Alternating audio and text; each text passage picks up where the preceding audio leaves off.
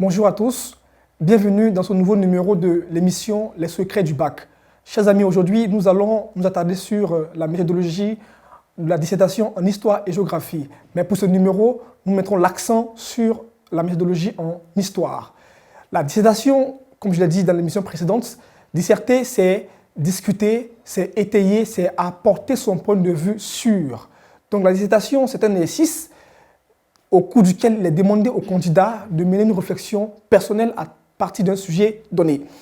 Mais en histoire, ce qui fait la différence de la méthodologie en histoire géo et celle de la philosophie et en français, c'est qu'en histoire, la méthodologie, nous sommes dans un contexte où les faits sont déjà connus, les faits sont déjà produits. Donc, il s'agit en histoire généralement de retracer la chronologie des faits. Retracer la chronologie, c'est-à-dire que retracer les faits conformément aux dates, conformément à leur datation. C'est pourquoi la méthodologie est un peu compliquée. C'est pourquoi je vous demande de suivre très bien ce que je vais vous dire par rapport à la méthodologie en histoire. Il faut savoir que la méthodologie en histoire, comme en français ou en philosophie, est scindée en trois parties. Nous avons l'introduction, nous avons le développement, nous avons la conclusion. L'introduction, elle, est scindée en trois parties. Nous avons la généralité, c'est-à-dire dans la généralité, nous avons ce qu'on appelle le contexte historique. Chers amis, écoutez très bien. Le contexte historique est l'élément fondamental de votre introduction. J'ai dit que l'introduction est la première partie que le correcteur va lire à l'examen du bac. Donc, il faudrait qu'elle soit impressionnante, qu'elle soit précise et qu'elle soit concise. Ne soyez pas trop longuissime dans votre introduction, ne soyez pas trop bavard, ne soyez pas trop prolixe dans votre introduction. Soyez modéré, soyez précis, soyez concis dans votre introduction. Le contexte historique, d'abord, en premier lieu. C'est quoi le contexte historique pour ceux qui se posent la question? Alors, le contexte historique, il s'agit de retracer les faits qui ont précédé l'événement dont il est question dans votre sujet, dans votre devoir. Donc, après le contexte historique, maintenant, on va essayer d'expliquer le sujet en contexte. Et circonscrire le sujet dans son contexte en l'expliquant, bien sûr. Après l'explication du sujet, on va insérer le problème et on va annoncer le plan. Voici un aspect important, l'annonce du plan. Elle est très importante, l'annonce du plan. Parce que votre développement sera rédigé conformément au plan que vous avez annoncé. Lorsque dans le plan de l'introduction, vous annoncez deux plans, alors si dans le développement, on s'aperçoit que vous n'avez analysé qu'un seul plan, alors votre devoir n'est pas loin d'un hors-sujet. Lorsque dans votre annonce du plan, vous annoncez deux plans, vous êtes amené alors à faire votre devoir, votre développement en deux parties. Lorsque dans votre annonce du plan, vous annoncez trois plans, vous êtes amené à faire votre développement en trois parties, ainsi de suite. Donc faites attention à l'introduction. L'introduction, c'est la partie importante de ce devoir-là. Après, le développement. Le développement, c'est la même procédure. Dans le développement, c'est là où vous allez expliciter, vous allez analyser votre annonce du plan. C'est là où vous allez apporter des arguments pour étayer, pour soutenir le plan que vous avez annoncé. En histoire, généralement, comme je l'ai dit, nous avons affaire à des faits qui ont déjà eu lieu. Donc, il nous faut seulement retracer ces faits-là. N'oubliez pas, dans le développement, c'est là où vous devez ressortir l'aspect chronologique de votre travail. C'est-à-dire que vous pouvez avoir des sujets en rapport avec l'ONU, des sujets en rapport avec les relations internationales, des sujets en rapport avec l'Union africaine, en rapport avec l'indépendance de la Côte d'Ivoire. C'est des sujets qu'il faut circonscrire dans leur contexte, dans leur date précise.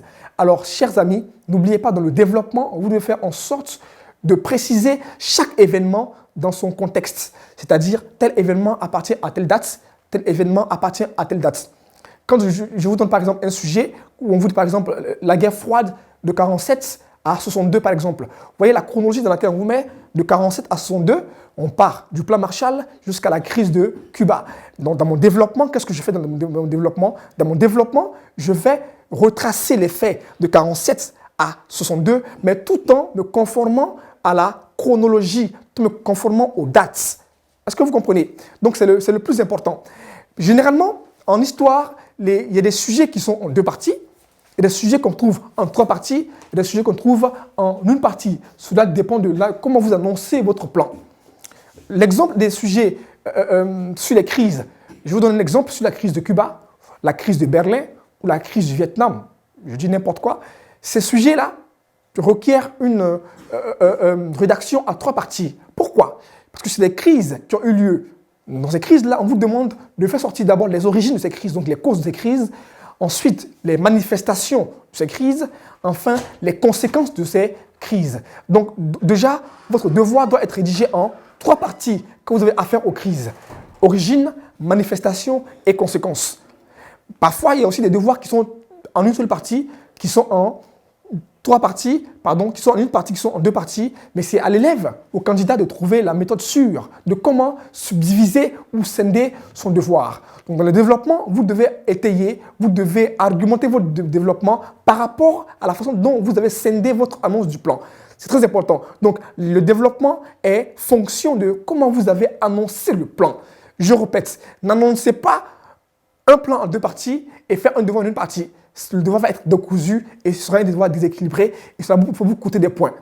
Dans le développement, c'est là où vous allez expliciter, vous allez expliquer, vous allez argumenter votre annonce du plan. Après, enfin, on a la conclusion. La conclusion, bien évidemment, c'est là où nous ferons le bilan du développement. Le bilan de ce que nous avons vu dans le développement, un bilan. Après ce bilan, nous allons faire ce qu'on appelle le dépassement. Mais en histoire et géo, le point de vue personnel n'est pas trop exigé. Après le bilan, on peut faire seulement une ouverture, bien évidemment, mais l'ouverture reste encore facultative. Pour ceux qui n'arrivent pas à faire l'ouverture, ne la faites pas, parce que si vous la ratez, ça peut aussi vous coûter des points. Alors en résumé, chers amis, développement, introduction en histoire, contexte historique, explication du sujet, problème, annonce du plan.